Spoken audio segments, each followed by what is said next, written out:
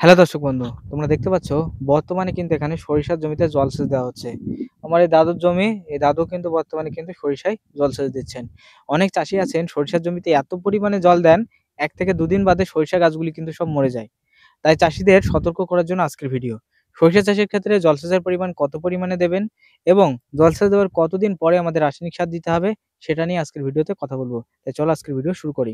বর্তমানে সরিষা চাষের ক্ষেত্রে আমরা যে জলসেচ দেবো সেই জলসেচের পরিমাণ কিন্তু আমাদের কম পরিমাণে দিতে হবে। অর্থাৎ এই যে তোমরা যে ডাঁটা দেখতে পাচ্ছ এই ডাঁটা পুরোপুরি দেখাও খেজুর গাছের ওখান থেকে, খেজুর গাছের ওখান থেকে তারপরে এই পর্যন্ত কিন্তু শেষ হয়েছে। এই দেখো, এই যে এই পর্যন্ত এই যে কচা গাছগুলো রয়েছে এই পর্যন্ত কিন্তু শেষ হয়েছে।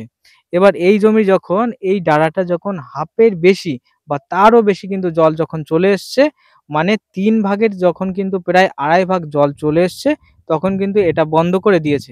দেওয়ার পরবর্তীতে ওই ভাগের ওই যে দেখতে পাচ্ছ এটা কিন্তু ২ নাম্বার ভাগ এবং ওটা কিন্তু ওই পাশে ৩ নাম্বার ভাগ। ওই ৩ নাম্বার ভাগের জল দেখো কেটে দিয়েছে। ওই জলটা দেখো এই সাইড দিয়ে এসে এই ভাগটা কিন্তু হয়ে যাচ্ছে। ওই দেখো ওই জলটা আসছে দেখা যাচ্ছে ক্যামেরায়? ওই জলটা কিন্তু আসছে দেখা যাচ্ছে দেখো।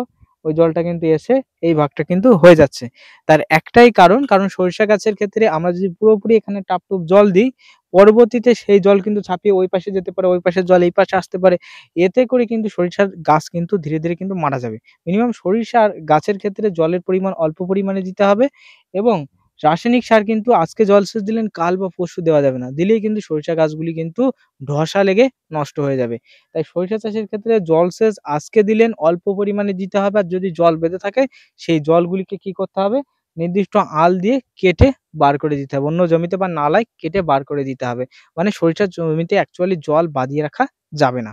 তার পরবর্তীতে মিনিমাম ৪ থেকে ৫ দিন বাদে আপনি কিন্তু এখানে সার প্রয়োগ করবেন। গরমকালের ক্ষেত্রে যেমন ১ থেকে ২ দিনে মাটিতে জো হয়ে যায়, সরিষার ক্ষেত্রে কিন্তু শীতকালীন ক্ষেত্রে মিনিমাম ৪ থেকে ৫ দিন লাগে। যখন আপনি পা বসাবেন, পাটা যখন দেখবেন হালকা, হালকা ডাবছে তখন কিন্তু আপনি সরিষার জমির ক্ষেত্রে রাসায়নিক সার দেবেন। সে যেকোনো রাসায়নিক সার দিতে পারেন, ইউরিয়া, ফসফেট, পটাশ বা সুফলা ১০-২৬ এগুলো ব্যবহার করতে পারেন। তাই বর্তমানে সরিষায় কত পরিমাণে জল দিবেন সেটা নিয়ে আজকের ভিডিওতে কথা বলে দিলাম। ভিডিও ভালো লাগলে লাইক, কমেন্ট, শেয়ার করে দিও।